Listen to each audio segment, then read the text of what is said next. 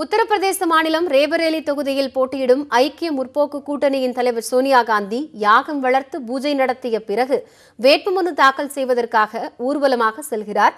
அந்த நேரடி காட்சிகளை தற்போது பார்க்கலாம்.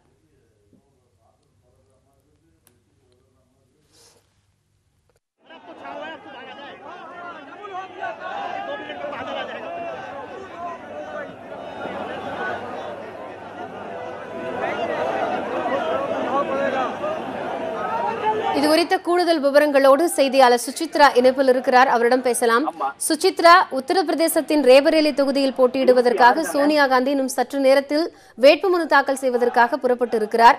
ஏற்கனவே அவர் வெற்றிக்காக யாகம் வளர்த்து தொண்டர்கள் புடைசூழ பேரணியோடு சென்று கொண்டிருக்கிறார். கள நிலவரம் என்ன? ஐந்தாவது முறையாக நாடாளுமன்ற தேர்தலில் போட்டியிடுவதற்காக ரேபரேலி தொகுதியில் வேட்புமனு தாக்கல் செய்ய தற்பொழுது சோனியா காந்தி அவர்கள் அந்த தொகுதிக்கு வந்திருக்கிறார்கள். குறிப்பாக அதாவது யாகம் வளர்த்து தற்பொழுது இந்த முறையும் தேர்தலில் நிச்சயமாக வெற்றி பெற வேண்டும் என்ற ஒரு நோக்கத்தில் அந்த வேட்புமனு தாக்கல் செய்வதற்காக அங்கே வந்திருக்கிறார். உடன் காங்கிரஸ் கட்சியினுடைய தலைவர் ராகுல் காந்தி அவர்களும் அங்கே வந்திருக்கிறார். நேற்று அமேதி தொகுதியில் ராகுல் காந்தி அவர்களுக்கான வேட்புமனு தாக்கல் செய்த பிறகு இன்று ரேபரேலி தொகுதியில் தன்னுடைய வேட்புமனுவை சோனியா காந்தி அவர்கள் தாக்கல் செய்ய இருக்கிறார். தொடர்ச்சியாக கடந்த 4 முறையும் ரேபரேலி தொகுதியில் ஓட்டெடுப்பில் நின்று வெற்றி பெற்ற ஒரு வேட்பாளராக அவர் அங்கே பார்க்கப்படுகிறார். தொடர்ச்சியாக 4 முறையாக வெற்றி பெற்ற ஒருவர் 5வது முறையாக இந்த 17வது மக்களவை தேர்தலிலும் வெற்றி பெற வேண்டும் என காங்கிரஸ் கட்சியினுடைய பல்லாயிரக்கணக்கான தொண்டர்களும் அவர்களுடைய உற்சாகத்தை வெளிப்படுத்தி வருகிறார்கள். தற்பொழுது நடைபெற்று வரும் அந்த அதாவது சாலை வழியாக அவர்கள் அந்த ரேபரேலி தொகுதியினுடைய கலெக்டர் அலுவலகத்துக்கு சென்று அதன் பிறகு அந்த வேட்புமனுவை தாக்கல் செய்ய இருக்கிறார்கள். குறிப்பாக இந்த முறை போட்டியானது நிச்சயமாக காங்கிரஸ் மற்றும் பாஜகவிற்கு இடையே மட்டுமே நிகழுமே தவிர அங்கே இருக்கும் பகுஜன் சமாஜ் கட்சி உள்ளிட்ட பல்வேறு எந்த ஒரு கட்சியும் சோனியா காந்திக்கு எதிராக வேட்பாளர்களை நிறுத்தவில்லை என்பதை நாம் குறிப்பாக பார்க்க வேண்டும்.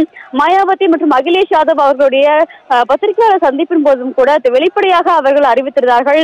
உத்தரப்பிரதேச மாநிலத்தின் அமேதி மற்றும் ரேபரேலி ஆகிய 2 தொகுதிகளையும் தாங்கள் காங்கிரசிற்கு விட்டுக் கொடுப்பதாகவும் அதனால் அந்த 2 தொகுதிகளிலும் எந்த ஒரு வேட்பாளரும் பகுஜன் சமாஜ் கட்சியின் சார்பாக நிறுத்தப்பட மாட்டாது என்ற ஒரு அறிவிப்பை அவர்கள் அதிகாரப்பூர்வமாக வெளியிட்டார்கள். அந்த நிலையில்தான் தற்பொழுது சோனியா காந்தி அவர்கள் தன்னுடைய வேட்புமனுவை இன்னும் சற்று நேரத்தில் ரேபரேலி தொகுதியில் தாக்கல் செய்ய இருக்கிறார். காயத்ரி.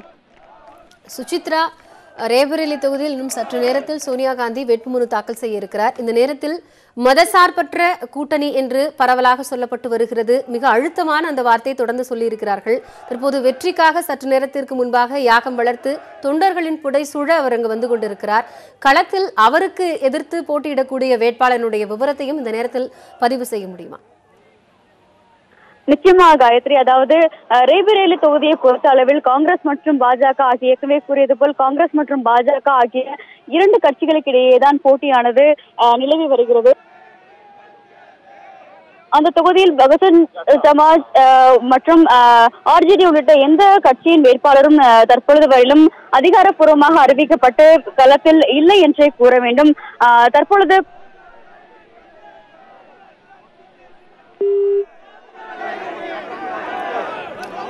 செய்தியாளர் சுசித்ராவின் இணைப்பு தொழில்நுட்ப கோளாறால் துண்டிக்கப்பட்டு விட்டது. மீண்டும் தற்போதைய கள நிலவரங்களை கேட்டறியலாம். முன்பாக ரேபரேலி தொகுதியில் 5வது முறையாக போட்டியிடும் ஐக்கிய முற்போக்கு கூட்டணியின் தலைவர் சோனியா காந்தி வேட்புமனு தாக்கல் செய்வதற்காக தொண்டர்கள் புடைசூழ அங்கு பேரணியாக சென்று கொண்டிருக்கிறார்.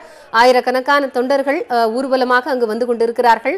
மிகுந்த காவல்துறை பாதுகாப்பும் செய்யப்பட்டிருக்கிறது. இந்த தேர்தலில் அது காங்கிரசுக்கும் பாரதிய ஜனதாவிற்கும் இடையேயான நேரடி போட்டியாக இருக்கும் என்று எதிர்பார்க்கப்படுகிறது. காரணம், தனித்து களம் காணும் பகுஜன் சமாஜ்வாதியும் சமாஜ்வாதி கட்சியும் இந்த 2 தொகுதிகளிலும் அமேதியிலும் ரேபரேலி தொகுதியிலும் தங்களுடைய வேட்பாளர்களை இழக்கவில்லை. அதனால் இது பாரதிய ஜனதாவிற்கும் காங்கிரசுக்கும் இடையேயான நேரடி போட்டியாகவே கருதப்படும் என்றும் எதிர்பார்க்கப்படுகிறது. இது குறித்த கூடுதல் விவரங்களையும் அவர் வேட்புமனு தாக்கல் செய்யும் போது நிகழக்கூடிய கள நிலவரங்களையும் மீண்டும் செய்தியாளர் சுசித்ராவிடம் கேட்டறியலாம்.